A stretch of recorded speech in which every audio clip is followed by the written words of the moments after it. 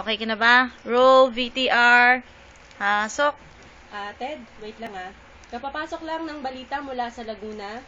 May nangyayaring sunog doon at naroon ang kasama nating reporter na si Maan Macapagal Romero.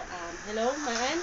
Yes, Corina, nandito tayo ngayon sa San Pedro, Laguna. Meron dito nagaganap na kasalukuyang sunog dito mismo sa tapat ng Nonino Resort dito sa St. Francis School of Assisi. Sinasabi na galing daw ang sunog doon daw sa Primewood Construction Supply, nakatabi mismo nung school na yon. Kaya makikita nyo, 30 minutes nang nasusunog bago pa dumating yung mga bumbero, bago pa sila rumisponde.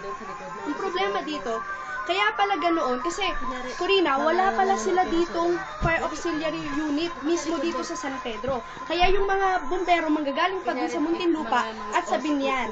Nakailan nga silang pagbalik-balik ng mga bumbero kasi hindi sapat yung tubig na binobomba doon mismo sa sunog dahil napakalakas ng apoy, Corina.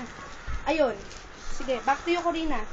Maraming salamat, Maan Macapagal Romero, at yan po ang UN TV Patrol. Kasambahay mo. Ba't mo binuksan yan? Tama ka ba? Hindi yan sa atin. Andito po tayo ngayon kung saan isang bata. Meron ditong patay gutom sa tabi ko, nasusunog na ang San Pedro, pero siya kakain pa rin siya ng yema pastillas. Itong yema pastillas, ginawa to ni si Surubin Rubio. Ano bang problema nito? Ranjo, ayan ba?